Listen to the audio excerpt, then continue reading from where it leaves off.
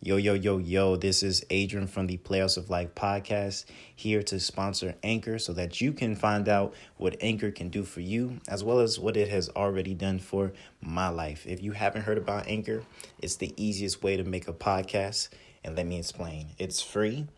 There's creation tools that allow you to record and edit your podcast right from your phone or computer. Anchor will also distribute your podcast for you so that it can be heard on things like Spotify, Apple Podcasts, Radio Public, and many other platforms. You can also make money off your podcast with no minimum listenership. And who doesn't like to make money with Anchor? It's everything you need to make a podcast in one place. So if you're interested, please download the free Anchor app or go to anchor.fm to get started. I'll repeat that.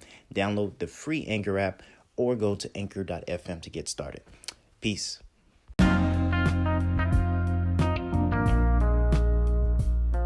Yo. This is the Playoffs of Life podcast with your host, Adrian Hatcher. Y'all know what we do on this pod. It's the podcast where we talk about basketball, lifestyle, and finances in that order. But most of the time, we go off the top. Once again, here with your host, Adrian Hatcher, to talk about the latest basketball news out there right now, as well as some lifestyle and financial tips that you can use in your everyday life. So we're going to go ahead and start this off with the Brooklyn Nets, because the Brooklyn Nets look dangerous, too dangerous, actually. Probably the most talent we've ever seen on a team. You know, we got a James Harden, a Kyrie Irving, and a Kevin Durant.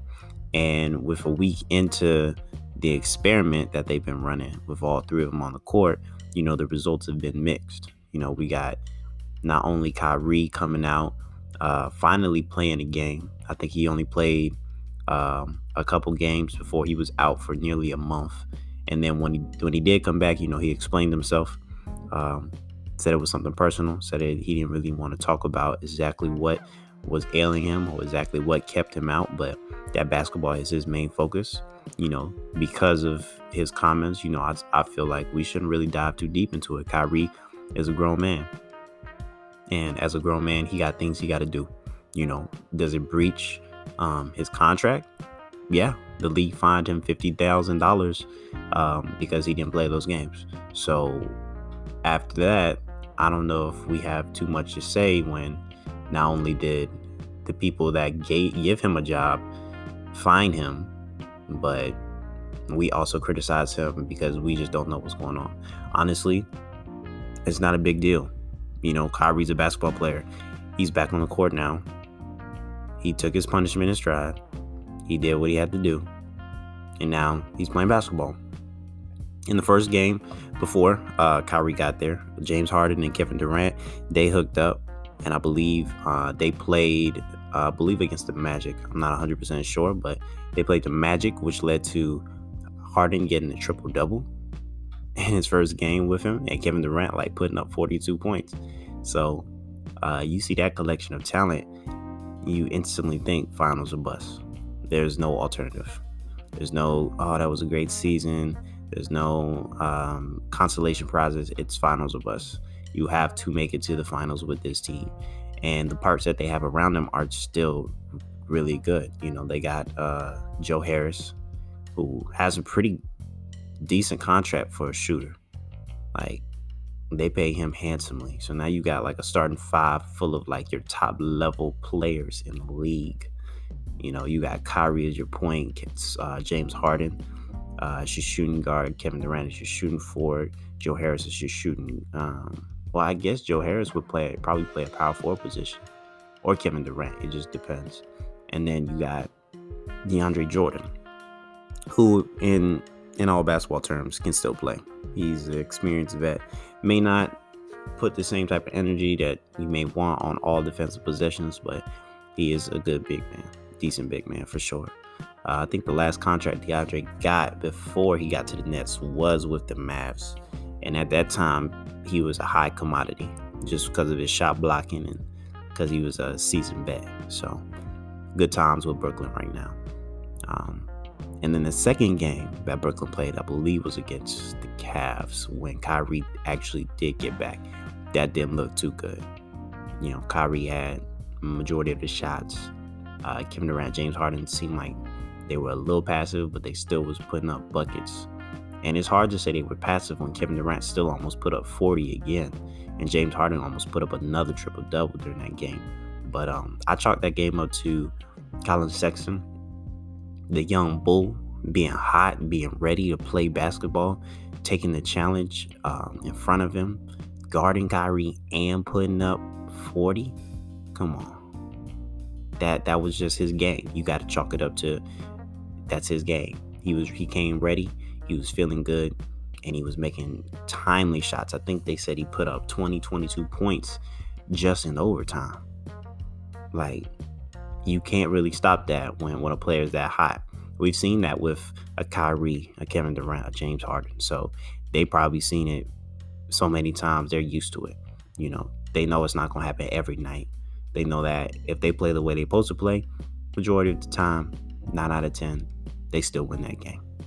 So, Brooklyn Nets looking good so far. And like I said, it's a bag of mixed results because we really don't know. We don't know if Brooklyn is going to come out and play the way they're supposed to play throughout the season. We don't know if they're going to be taking breaks. They letting players rest. We don't know what the lineup is truly going to look like all coming off the bench. They just signed actually a guy by the name of Noah Powell, who looks like a young shot blocking big. They're trying to replace Jared Allen because in order to get James Harden, they had to make a trade, and they had to trade Jared Allen to the Cavs as well as Karis LeVert to the Indiana Pacers, and a bunch of other pieces involved. It was a mega trade because, well, since we go into that next topic, let's talk about Oladipo. Oladipo got traded from the Indiana Pacers to the Houston Rockets. And I remember Indiana talking about, we don't want to trade Oladipo.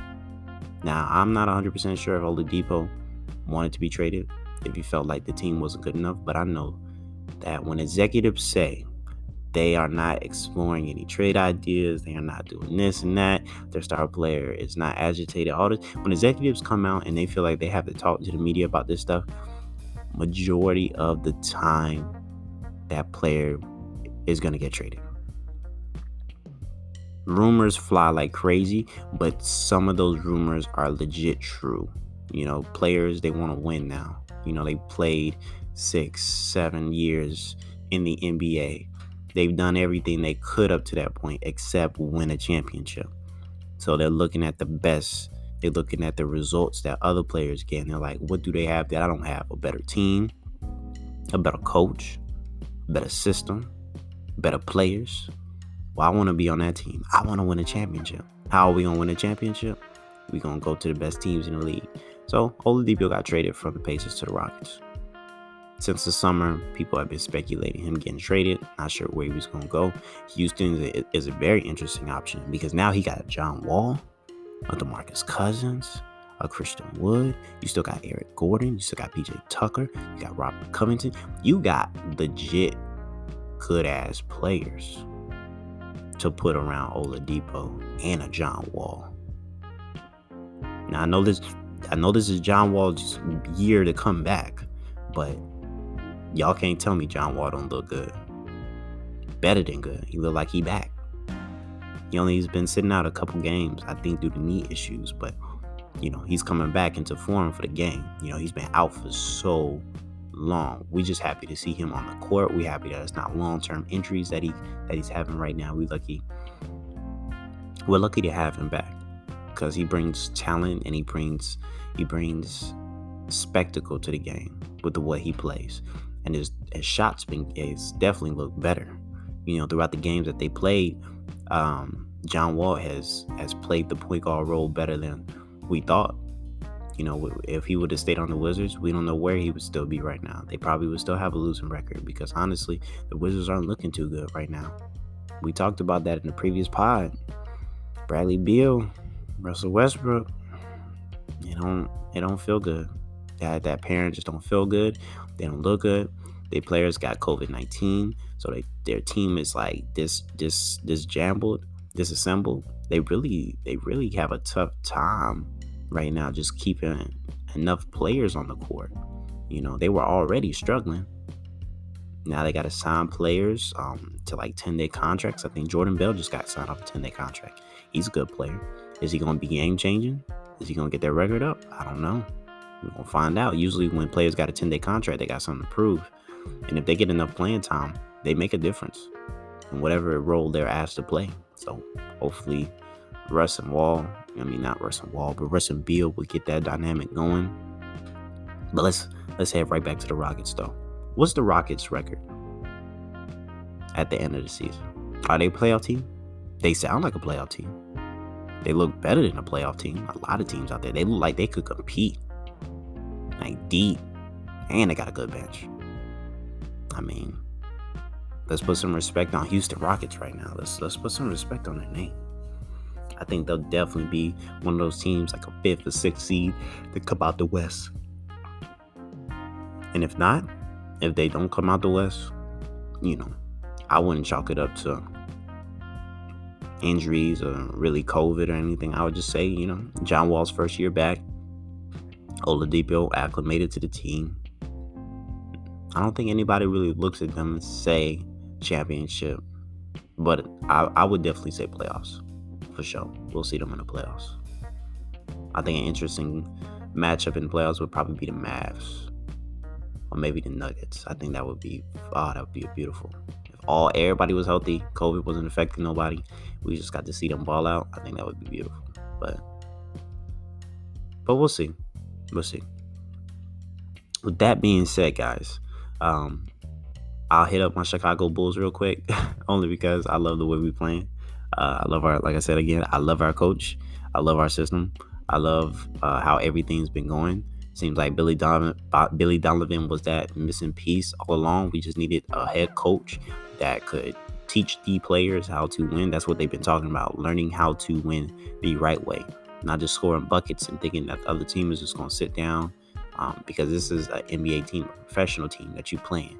You got to play all 48 minutes. You got to do your best. You got to play defense. You got to get it back on defense. You got to score buckets, but you got to do it the right way. You got to search for the mismatches. That's what the Bulls been doing. I love when I see they go to Lowry or Thad.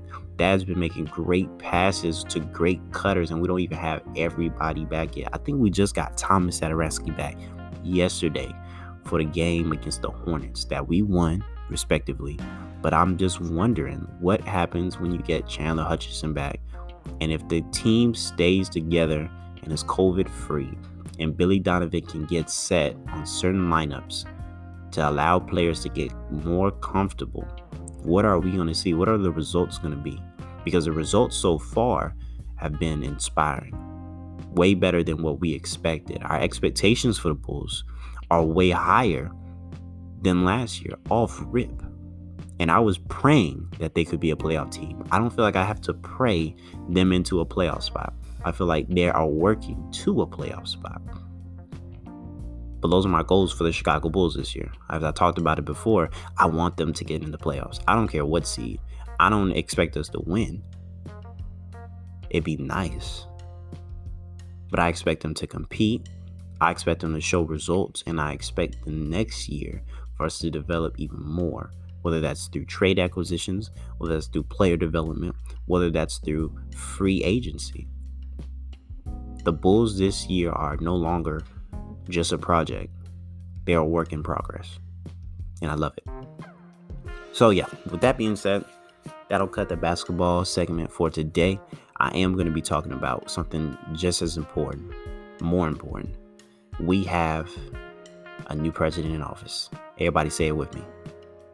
Joe Biden is the president of the United States, which means Donald Trump is no longer in office, no longer holds power, no longer can do the things that have plagued America for years and years and years, and that's promote systemic racism, that's belittle politicians, that's destroy world government. Because we understand that when Donald Trump was in office, he was making decisions that was throwing us into disarray. He did not know how to deal with the current pandemic we had. Many people lost their lives due to his negligence. He was doing stunts that led to more and more people dying. But we don't have to worry about that anymore because we have Joe Biden in office. And the Democratic Party holds the majority, which means it'll make it that much easier for our president to be able to operate in politics. Now, will it be possible for us to make all the necessary changes that we need to make this world a truly a better place, and to make America actually great again? Which I can't even say that. Let's not even say great again. It's a Donald Trump quote. Let's say to make America what it should be, what the dream of America should be, not what it's founded on. Because there's been dramatic and huge problems in our system. But now there's hope. Now there's a lot of work to be done. Not everybody is afforded this opportunity as the president of the United States. So let's make it happen. Joe Biden, do your thing in office. Kamala Harris, appreciate you for making history. Keep making history. As the first Black woman to be vice president, we expect big things from you. We know you expect the big things of yourself. We know the pressure that you'll probably face. But we believe in you, and we believe in the process. The inauguration happened just a couple of days ago. It was beautiful. I loved the speech. I love Michelle. Michelle was balling, killing, doing her thing as a former, because she still got it. A former woman of the United States. She still got this. She doing her thing. I love you, Michelle. But with that being said, Joe Biden is in office now. He has a plan. You know, we're trying to get this plan initiated with Democrats and Republicans. It's almost like $1 trillion plan to basically boost the economy enough to where we can get back on our feet. You know, from the inside out. So far from me, I haven't seen the dramatic losses in America. I haven't seen the deaths, the unemployment like that, you know, in the area that I'm living in. But that doesn't mean it's not happening. That doesn't mean people aren't still struggling, you know. So it's time to make a change. And I think this is the perfect opportunity for us to make that change. So that'll be it for this podcast episode. For anybody that's wondering, I am going to be placing links in this episode so that you can follow me, that you can follow me on social media, so that you can leave comments in the podcast page so that I can get back to you. You know, if you have anything that you would like me to talk about, please leave a comment. Please leave anything that, any inspiration, any comments, any harsh comments, leave them. Let me know how you feel. I got big plans for this year, 2021. I just wanted to start off this year strong with another podcast episode. Something to kind of lead up to the rest of the season. I do plan on being more consistent with my podcast. But one thing I just really wanted to get out the way, because it's been on my mind for a good minute, is the Brooklyn Nets. And now that we got that out the way, an inauguration has happened. So it's just an exciting time right now. With that being said, I will see you guys later for another episode of the Playoffs of Life podcast. And as I always say, guys, you can have a dream, but only you can make it reality. Peace.